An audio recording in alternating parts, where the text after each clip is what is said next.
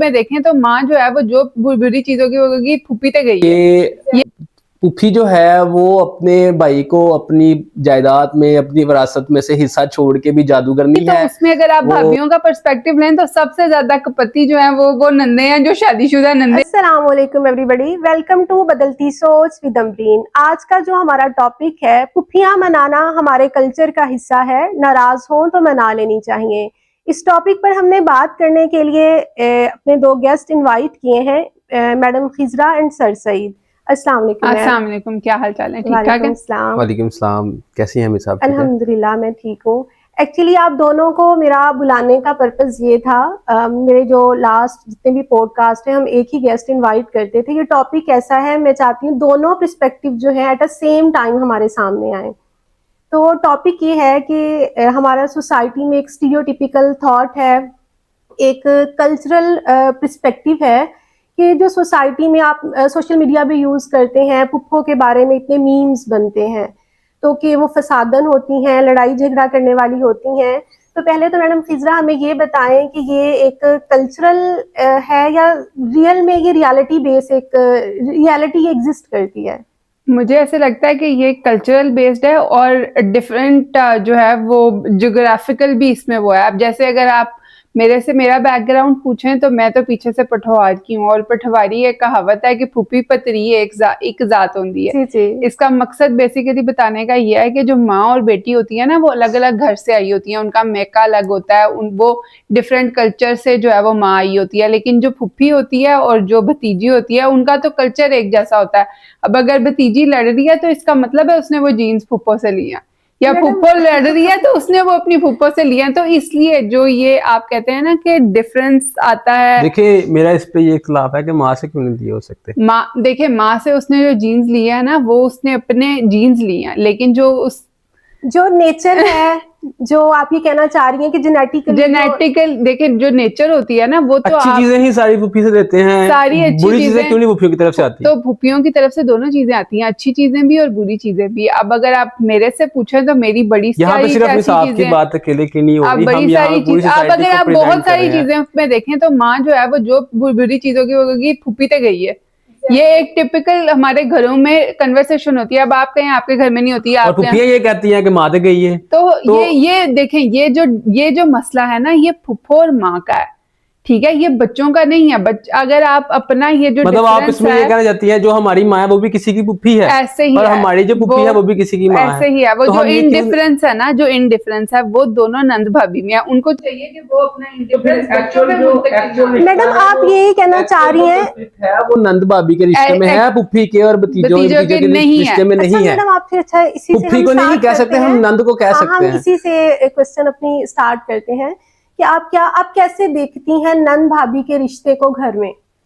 नंद भाभी बेसिकली अगर रहना चाहें तो बड़े मजे से भी रह सकती हैं, और अगर ना रहना चाहें तो बहुत बुरे तरीकों से भी रह सकती हैं। कहने का मकसद ये है कि एक बयान में दो तलवारें नहीं रह सकती। ऐसा नहीं है। इसमें दो लोग हमारी सोसाइटी के बहुत अहम किरदार अदा करते हैं। एक घर के बड़े, मतलब सास ससुर, और दूसरा हस्बैंड, ठीक है। अगर ये तीन लोग ठीक हों तो जिन घरों में ये तीन लोग ठीक है ना, जिन माँ बाप की बहू के लिए भी वही पॉलिसी है या बहू के लिए भी वही रूल्स हैं जो बेटी के लिए हैं, तो उस घर में लड़ाई नहीं होती। अच्छा, हम इस सईद की तरफ आएंगे। सईद, आप एज अ मेल जेंडर जो है, आप इसमें किस तरह से आप घर में मेल का रोल कैसे देखते हैं इस रिश्ते को बेहतर करने के लिए, नंद भाभी के रिश्ते को बेहतर करने के लिए एक मेल क्या रोल प्ले कर सकता है? देखिए मजबूरन हो सकता है कि आपको भाभी घर में लानी पड़े, बड़ा मेरे पॉइंट ऑफ व्यू के मुताबिक को जब तक आपके घर में आपकी बहन है तो भाभी नहीं आनी चाहिए। अगर आप सबसे बड़े भाई हैं तो फिर ही आपको जो है ना वो, अगर आपसे छोटे आपकी बहनें हैं तो फिर आप चले ये कुर्बानी दे दें। इजी हल ये है, कहना चाह रहे हैं कि पहले बहनें ब्याह के घर से भेज दी जाए, हाँ, फिर शादी। देखिए मैंने पहले भी ये कहा सोसाइटी देखें अपनी, तो उसमें अगर आप भाभियों का पर्सपेक्टिव लें तो सबसे ज्यादा कपति जो है वो नंदे हैं, जो शादीशुदा नंदे हैं। बेचारी अनमैरिड नंदे तो कुछ कहती नहीं, उनको तो सारे मसले भाभियों से होते हैं। आपसे जो भी आपके डाटा है स्टैटिस्टिकल, उनको निकाल के चेक कर ले कि सबसे ज्यादा तंग ही उसने किया होता है, उस नन ने जिसकी शादी हो गई है। देखिए क्यों ऐसा क्यों होता है, देखिए ये भी तो आप भी कल को इसमें सारा देखिए मसला शादियों इनका के है, बाद जब ठीक है? लड़कियां इसमें जब तक अपने भाइयों के साथ रहती हैं, अब देखिए मेरी एक इसमें छोटी सब सी मसला बड़ा जो है बिल्कुल वो छोटा मियाँ का होता है सा पॉइंट मेरा मिस ये और है भाई का। कि अगर आपका मियाँ आपसे मोहब्बत कर रहा है, आपकी हर बात पूरी कर रहा है, आपके नखरे उठा रहा है, तो वो आपका मियाँ बहुत अच्छा है। और वहीं अगर आपका भाई आपकी भाभी के नखरे उठा रहा है, आपकी भाभी की कदर कर रहा है, केयर कर रहा है, तो हमारा भाई बीवी के नीचे लगा हुआ है। ये ऐसा तो नहीं किसी है। के ये देखिए, अब कौन सा एक इंसाफ है? अब मैं आपको एक एग्जांपल देती हूँ। एक भाई है, देखिए ठीक आप है? जैसी वो सारी फिर मेरी बहनें भी हैं, वो भी तो इसी तरह कहती है ना कि हमारा भाई जो है बेगम के नीचे लगा उसने हुआ है। बहनों को, मतलब उसने बहनों की जिंदगी जीरन करके रखी हुई है। दुपट्टे के बगैर बाहर नहीं जाना, ये नहीं करना, वो नहीं करना, आपने इससे बात नहीं करनी, ये क्यों किया, वो क्यों किया, ठीक है? फाइनली उसकी जिंदगी में एक लड़की आती है बीवी बन के, ठीक है? उसने दुपट्टा भी नहीं लेना, उसने बाहर लोगों से बातें भी करनी है, उसने रोज घूमने भी जाना है। तो भाई बीवी के लिए तुम्हारे असूल बदल गए ना, ठीक है? बहनों के लिए तो बहने के लिए तो वो देखिए असूल है इसमें मेरा पॉइंट ऑफ व्यू अभी भी वहीं पे है कि गलती मेल की होती है। नहीं, मर्द की गलती हम क्यों निकालें, मैं क्यों इस बात पे कहूँ, क्योंकि देखिए जहाँ क्योंकि अब आप मानो ना कि ये गलती देखिए मर्द की है कि नहीं है। जहाँ पे मर्द गलत है उसको हर बंदा, मैं इंक्लूडिंग मी, सारी सोसाइटी उसको गलत कहेगी, लेकिन जहाँ पे मर्द की गलती नहीं है आप जबरदस्ती मर्द की गलती नहीं निकाल सकते। अब आप अगर अब देखिए एक सिंपल सी बात यहीं पे है, देखिए मैं टिप देना, बैलेंस करने के लिए कोई टिप देना, ये जो आपने पहली टिप दी है कि तो एक्सेप्टेबल नहीं है। देखिए ना, अगर भाई 30 साल का है, ठीक है, और बहनें जो है वो 12 साल की है, 15 साल की, इट्स मीन कि आप शादी 45 ईयर में जाके करेंगे। देखिए कुछ फैमिलीज में होता है आज, हमारी फैमिली में नहीं है, हमारी फैमिली में 20-22 साल 23 साल के लड़के की शादी कर देते हैं और वो इमोशनली अनस्टेबल होता है, फिर उससे मैनेज ही नहीं होता। बहनें कुछ और कह रही होती हैं, बीवी कुछ और कह रही होती है, वो एक जंग का मैदान बन जाता है और at the end of the day हमारा डिवोर्स रेट इतना देखिए हमारी फैमिली में मैंने आज तक कभी तक कोई डिवोर्स नहीं देखी। 22 साल के लड़के लड़ाई भी नहीं देखी, मैंने नहीं लड़ाई देखी, मेरी बात लड़ाई मैं आपको बताता हूँ, मैं फैमिली लड़ाई करता हूँ, ये पॉडकास्ट मेरी फैमिली भी देखेगी, मेरे रिश्तेदार भी देखेंगे, मेरे दोस्त अहबाब भी देखेंगे। मैंने अभी तक अपनी फैमिली में कोई किसी डाइवोर्स नहीं देखी अभी तक। आई एम 23 ईयर्स ओल्ड और मैंने 23 सालों में अभी तक डाइवोर्स नहीं। You are very lucky. ठीक है, उसके बाद हम हर घर में लड़ाइयां हैं मिस, मेरे अपने घर में है, मेरी बहनों के घर में है, मेरी चच्ची के घर में है, मेरे ताया के घर में है, मेरी खाला के घर में है, लेकिन वो लड़ाइयां उनकी, मेरे वाले साहब की जब शादी हुई थी उनकी वो 19 साल के थे, 19-20 साल के थे, मेरी मदर 18-19 साल की थी, मेरी बहन की शादी हुई है वो 18 साल की थी, आज तक वो 10 साल हो गए उसकी शादी को, अपने घर में अच्छी है, खासी है, खुश है, 10 सालों से खुश है। तो देखें ये आप पे डिपेंड करता है, ये जो अभी आपने बात की ना दुपट्टे वाली, देखें अगर यही बात अगर भाई अपनी बहन को समझा के अपने घर से भेजेगा ना कि बेटा तुमने सर पे दुपट्टा रखना है, तो आगे जाकर जब मियाँ बोलेगा ना ये बात, तो बहन को बुरा नहीं लगेगा, क्योंकि उसको पता होगा कि मेरे भाई ने मुझे ये बात समझाई हुई है। बात फिर वही आ गई कि आप किधर है, आप एक रिलेशन में देखिए आप बात कर रही हैं एक स्पेसिफिक आप अडॉप्ट कर सकते हैं, मतलब 1 2 3 ऐसा होना चाहिए। सबसे पहले तो घर को एक पुरसकून इन्वायरमेंट बनाने के लिए, ठीक है। देखिए पुप्पियों का वो तो रिलेशन बाद में बनता है, जो अभी आपने पहले बात स्टार्ट कर दी, आपने तो हस्बैंड वाइफ के रिलेशनशिप पे बात स्टार्ट कर दी और नंद और भाभी के रिश्ते पे हमने बात स्टार्ट कर दी। पहले तो आप दोनों मुझे ये बताएं कि इस रिश्ते को हम घर में कैसे बेहतर कर सकते हैं, घर का इन्वायरमेंट जो है कैसे पीसफुल कर सकते हैं। मैं एक लाइन में इसको बात को खत्म करता हूँ अपनी तरफ से कि पुफी जो है वो अपने भाई को अपनी जायदाद में, अपनी विरासत में से हिस्सा छोड़ के भी जादूगरनी है, वो गलत है, वो फसादन है।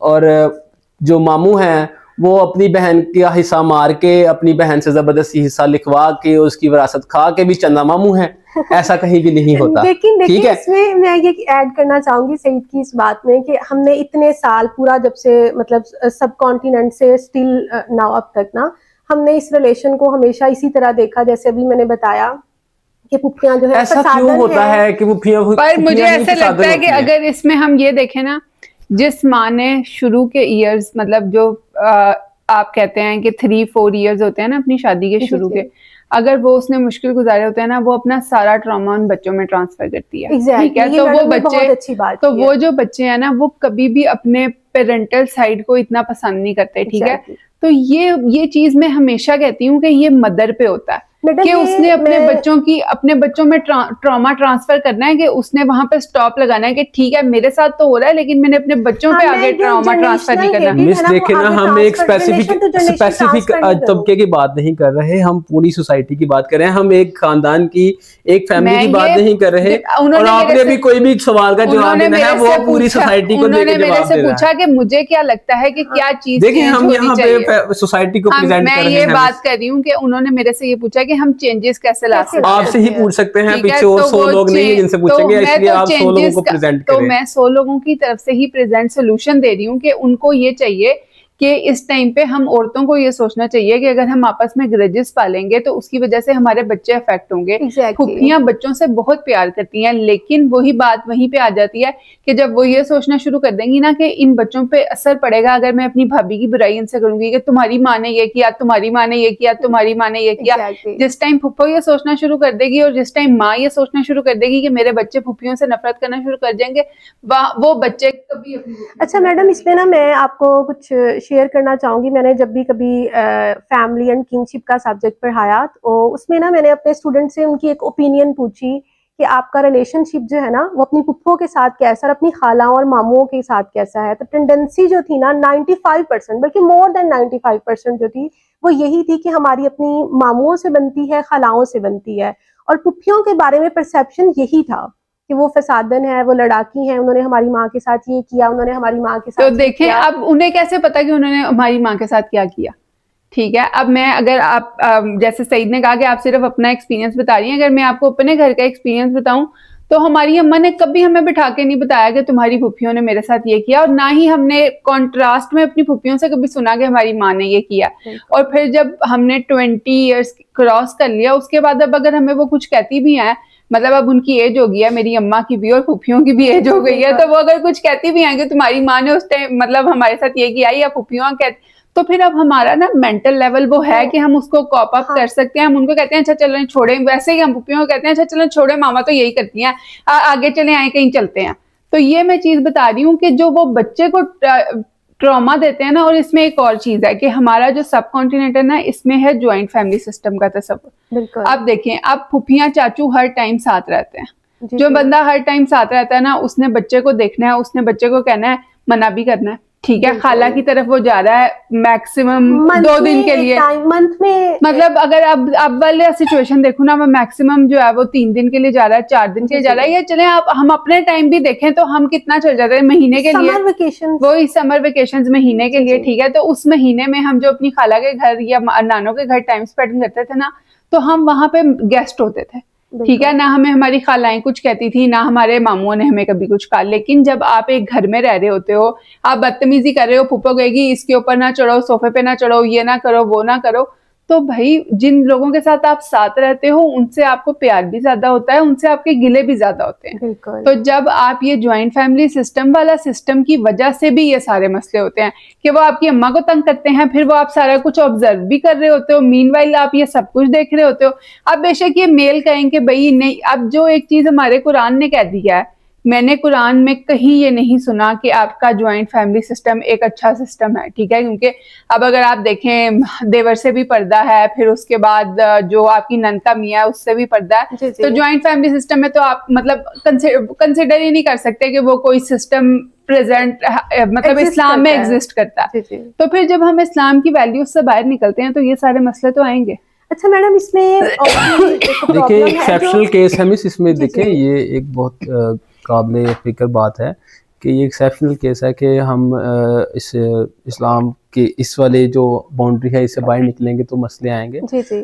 देखिए अगर हाँ ये फरमाया गया है इस्लाम में, शरीयत में ये कहा गया है कि ये जॉइंट फैमिली वाला सिस्टम थोड़ा सा आपको डिस्टर्ब कर सकता है, लेकिन वहाँ पे हमें थोड़ा सा क्वेश्चन इस चीज़ का भी दिया गया है कि आपने अपने कल्चर को भी फॉलो करना है। ये कल्चर जो है ये आज भी अरबों का है कि वो अपने बच्चों की शादी करते ही उनको अलग रखते हैं। जी जी। लेकिन हम जो है सब कॉन्टिनेंट की बात करें तो यहाँ पे आज भी वही सीन ऐसा नहीं है। जितने मर्जी आप अमीर हो जाएं, अब जितना मर्जी आपके पास पैसा आ जाए, आपका आज भी वही है कि बहू आपकी एक ही घर में आनी है, वहां से आप जहां मर्जी शिफ्ट हो जाएं वो अलग बात है, लेकिन बहू आपकी एक बड़े घर में ही आती है जहां आपके माँ बाप, आपके बहन भाई, दादा दादी, चचा चचे। तो ये तो मिसिस मेरा इस बात पे आपसे बड़ा एक शदीद इख्तलाफ है। वो देखें, वो मैंने आप पहले ही कहा कि वो मेल डोमिनेंसी ऐसे तो नहीं है हमारी सोसाइटी में, क्योंकि उनको ये बेहतर इसलिए लगता है कि देखें अगर वो अलग रखेंगे ना, माँ बाप को अलग रखेंगे और बीवी को अलग रखेंगे, अलग रखना एक लड़ाई का हल नहीं है। समझना उस बात को देखें, एक सिंपल सी बात मुझे आप बताएं कि देखिए आप दोनों फीमेल्स बैठी हुई हैं, मुझे आप ये बात बताएं कि ऐसा क्यों है कि आपका मियाँ आपसे मोहब्बत करे तो वो अच्छा मियाँ, मुझे पहले तो इस बात का जवाब दें। आपका मियाँ आपसे मोहब्बत करे तो वो अच्छा मियाँ, अगर आपका भाई अपनी बीवी से मोहब्बत करे तो वो बुरा भाई, क्यों ऐसा क्यों है? आप इस बात का जवाब। ऐसा ही है, मैं भी सोसाइटी की बात कर रहा हूँ, आप भी सोसाइटी में है, मैं भी उसी, क्यों जो मर्जी अपनी बीवी के साथ करे, मुझे उससे मसला नहीं ये कहने की बातें हैं, मसाइल हैं। लेकिन जब वो देखें, जब वो बैलेंस नहीं देखें, अभी शादी से पहले तक बदतमीजी करेगा, वो मेरे से बदतमीजी करेगा, बीवी से नहीं करेगा, तो हमें बुरा लगेगा। शादी से पहले तक आपका भाई आप मेरे भाई के जेरे साया है, चाहे आप जो मर्जी कर ले, जितने मर्जी ऊपर चले जाएं, जब तक आपकी शादी नहीं होती तब तक आपका महरम आपका भाई है, आपके स्याह और सफेद का मालिक आपका भाई है। ठीक है, आपका ये कहना, आपने पहले सवाल किया कि भाई तब बुरे लगते हैं जब वो कहते हैं कि दुपट्टा नहीं लो, दुपट्टा लो, ये करो, वो करो। मैं डिफरेंसेस ही बयान करूंगा इसमें। आपके स्याह और सफेद का मालिक जब तक शादी नहीं होती तो वो है। ठीक है, हो सकता है कि आपका मियाँ जब आपकी शादी हो जाए वो आपको इन चीजों पे ना, जब मेरा मालिक और स्याह और सफेद का मालिक मेरा मियाँ है तो फिर मेरा हिस्सा जब तक आपकी शादी नहीं होगी, मौत क्यों पड़ती है? हिस्सा दे दो ना, शादी हो गई, हिस्सा दो मेरा, तुम लोग। अच्छा, मैंने इस चीज को पहले ही क्लियर कर दिया हुआ है।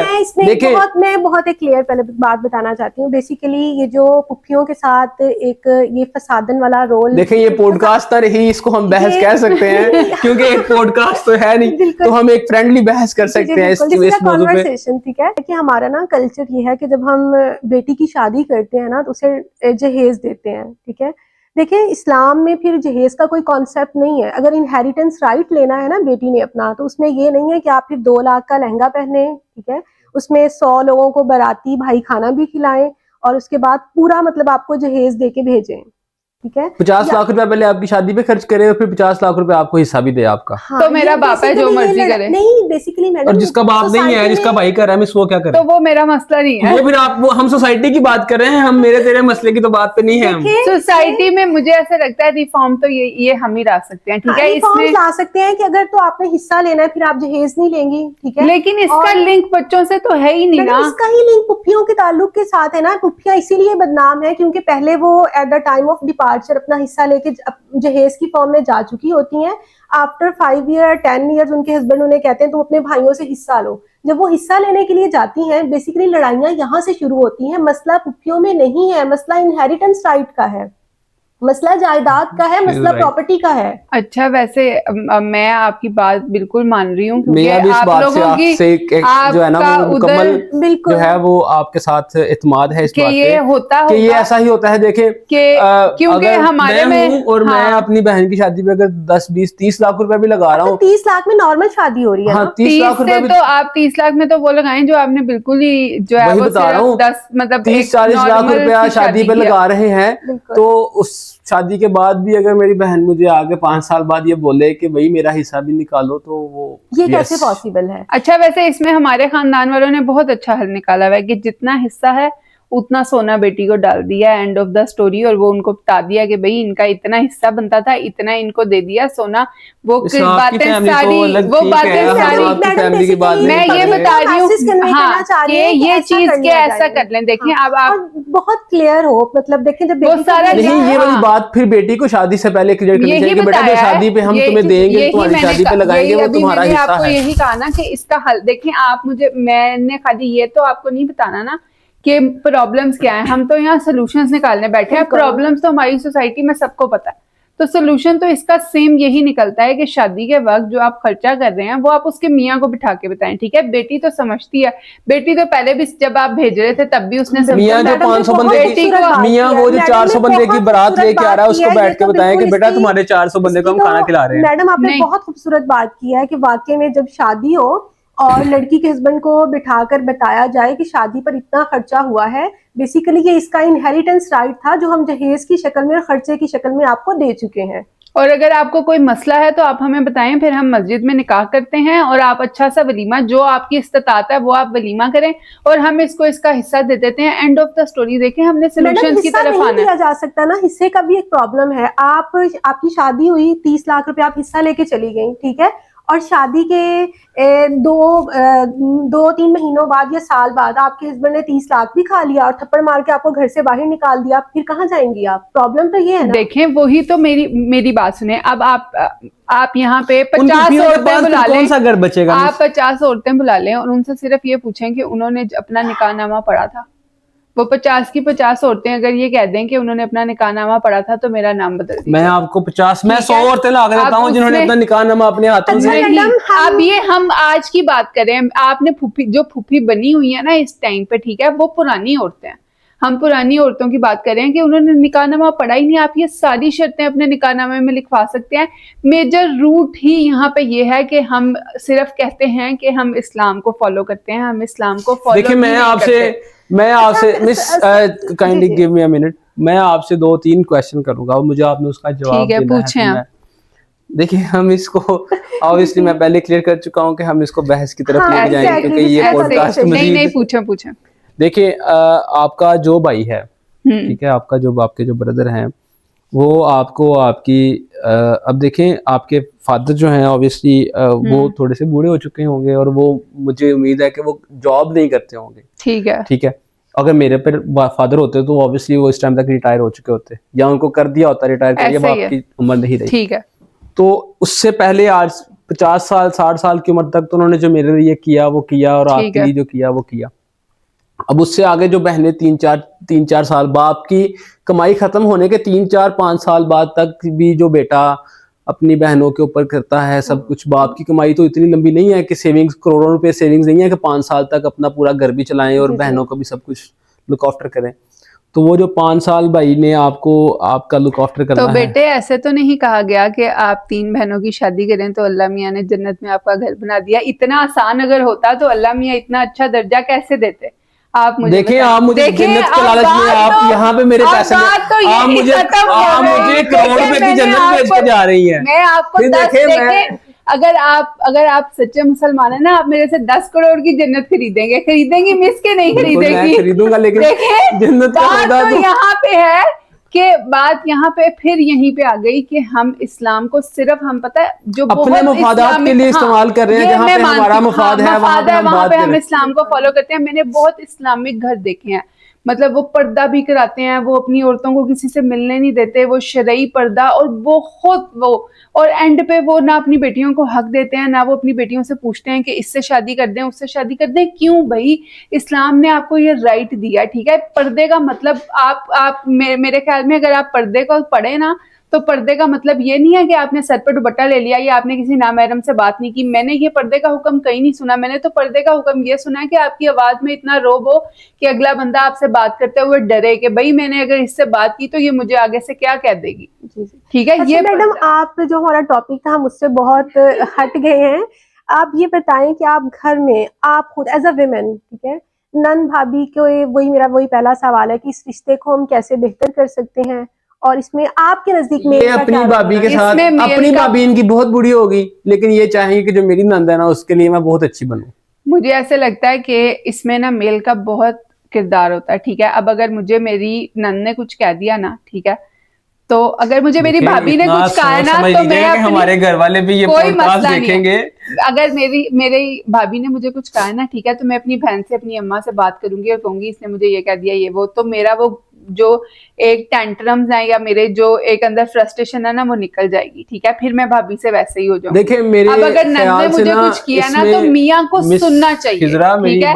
मियाँ सुनते ही नहीं है और वो कहते हैं मेरी बहन तो गलत हो ही नहीं सकती। यहाँ पे आता है कॉन्फ्लिक्ट। आपने अगर अपनी बहन की बात बाहर सुन के आए ना, तो आप कमरे में आके मेरी बात भी सुन लें, तो एंड ऑफ द स्टोरी। जब एक औरत अपनी फ्रस्ट्रेशन निकाल लेती है ना, अब आपने एक चीज नोटिस की होगी कि हम औरतें कभी एक दूसरे के मुंह पे आके नहीं लड़ती जब तक हमारी एक दफा चाका नहीं उतर जाता, ठीक है। तो वो चाका उतारने वाला कौन होता है? मर्द। जब ये हमारी सुन ले, जब ये कमरे में हमारी सुन ले, हम ना उसको जाके इसकी बहन को पूछ के, जब इन्होंने हमारी सुननी नहीं, फिर हम कहते हैं खैर तुम्हें बताते हैं। मैं खत्म करता हूँ बिल्कुल इस बहस को, मैं अच्छे तरीके से खत्म करता हूँ। एक अच्छे मैसेज, देखिए, मैं एक अच्छे मैसेज का खत्म कर रहा हूँ।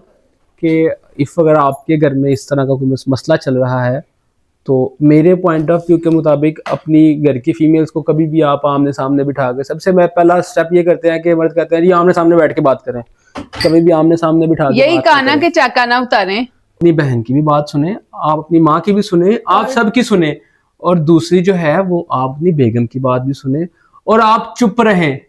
आपको सब्र करना चाहिए। और फिर जब माएं अपनी अगर बेटियों मर्द को सब्र ये- करेगा, जो मर्द सब्र करता है हमेशा उसी का घर बसता आप है, ऐसा जो नहीं मर्द है। सब्र नहीं करता उसका घर नहीं बसता। और अच्छा, माओ सही। को ये आपको अपनी सब्र करना बेटियों को चाहिए। सिखाना चाहिए और माओ को ये मैसेज देना चाहिए। आई एम श्योर बहुत सी माएं इस बात के अगेंस्ट होंगी, लेकिन हमने अपने घरों में यही देखा है, और ये एक बहुत जिसे कहते हैं ना आजमूदा नुस्खा है कि आप अपने घर में बहुओं की चलने दें। ठीक है, अब हमारे स्टार्टिंग से कजन्स मैरिजेस होती थी, तो ये होता था कि जब आप अपने घर में अपनी चला रहे हो ना, फिर आपको नहीं फर्क पड़ता कि मेके में क्या हो रहा है क्या नहीं हो रहा। आपने अपनी पसंद का खाना बनवा लिया, आपने अपनी पसंद के कपड़े पहन लिया, आपने अपने घर को अपनी पसंद का सजा लिया, फिर आपके मेके में गंद भी पड़ा ना तो आप नहीं देखते। लेकिन जब आपको वहां रोका जाता है, फिर आप जाके कहते हो ये यहाँ अच्छा नहीं लग रहा है, ये प्लांट यहाँ प्लांटर यहाँ अच्छा नहीं लग रहा है, इसको यहाँ रख लेती हूँ। ये छोटी छोटी ख्वाहिशें होती हैं, इसमें बेसिक किरदार जो है वो सास और मियाँ ही करते हैं। रोल प्ले उन्होंने ही करना है। उनको चाहिए कि वो ये कहें कि बेटी आपका घर आपका अपना घर है, इधर आप आके सिर्फ मशवरा दे सकते हो, लेकिन मानी हमारी बहू की बात ही जाएगी। अच्छा, इन मैडम, केस आप अगर कोई मसला ना हो, ठीक है, आप मैं ये पुप्पी नहीं, भतीजी के रिलेशनशिप को बेहतर करने के लिए क्या मतलब क्या मशवरा देंगे? उसके लिए मैं यही मशवरा दूंगी कि जो आजकल की माएँ हैं, जो हमारी जनरेशन की माएँ हैं, वो जनरेशनल ट्रॉमा को स्टॉप करें और वो अपना ट्रॉमा जो है वो अपने बच्चों में ना डालें। जब आप अपने बच्चों के सामने ये सब लड़ाइयाँ नहीं लड़ेंगे तो वो ऑटोमेटिकली, बच्चे तो प्यार के भूखे हैं, और मैं ये मान ही नहीं सकती कि फूफियाँ अपने भतीजियों को प्यार ना करें। वो बहुत प्यार करती हैं। कभी भी ये मैंने नहीं सुना कि आपके पैम्पर खाला ने बदले हैं, फूफो ने ही बदले हैं। तो आप थोड़ा सा ख्याल देखें। अच्छी आप खालाएं भी फूफो होती को हैं अंदर, होती हैं, बहुत अच्छी होती हैं। देखिए खाला तो होती है अच्छी है ना, मैं तो फुप्पो की बात कर रही हूँ जो अच्छी नहीं होती। खाला तो सबकी अच्छी होती है। तो फुप्पो का पॉइंट ये देखिएगा है, इस बात वही है। फिर मैं भाई आपको मैं तो क्लियर बात ये करता बता रही जाऊं, हूँ कि मेरी तो क्लियर फुप्पो का करता फोन आ जाऊं। गया है, ठीक है, मेरे तो जाना है, मेरी फुप्पो से बात कर लूं इससे पहले कि कोई मसला हो। चल। क्लियर सी बात है, मैं आपको फिर बात क्लियर करते जाऊं कि फुफ्फो आपके बाप को अपना हिस्सा छोड़ के भी जो है वो जादूगरनी और फसादन है, और आपका बाप अपनी बहन का हिस्सा खाने के बाद भी, बल्कि आपका मामा आपकी माँ का हिस्सा खाने के बाद भी चंदा मामू है। Thank you so much Saeed, आपने और मैडम खिजरा का बहुत बहुत थैंक यू। उनकी पुप्पो की कॉल आ गई थी, उन्होंने मुझे बताया कि उनकी 6 पुप्पो हैं और उनके बहुत गुड रिलेशनशिप है अपनी पुप्पो के साथ, तो बहुत अच्छी बात है ये। मैं ये मैसेज कन्वे करना चाहूँगी जो अभी सईद ने जिस पर बात का इख्तिताम किया। मैं ये नहीं चाहती कि अब एक पूरी सदियों से पहले हम पुप्पो के अगेंस्ट थे, अब हम अपने जो मामू हैं उनके अगेंस्ट हो जाएं। मामू में चाहती हूँ चंदा मामू ही रहे। बच्चों को तमाम रिश्ते चाहिए, बच्चों को खालाएं भी चाहिए, बच्चों को मामुओं का प्यार भी चाहिए और बच्चों को पुप्पों का प्यार भी चाहिए। तो ये एक औरत की जिम्मेदारी है कि वो इस प्यार को बरकरार रखने के लिए पूरी कोशिश करे ताकि हमारे बच्चे जो हैं वो मोहब्बतों में परवान चढ़े। और मैं एक और मैसेज भी कन्वे करना चाहूँगी। देखिए, हम फादर्स डे मनाते हैं, मदर्स डे मनाते हैं, प्लांट डे मनाते हैं, वाटर डे मनाते हैं, क्यों ना हम एक दिन पुप्पोस डे भी मना लें। Happy puppo day and I love my पुप्पोस।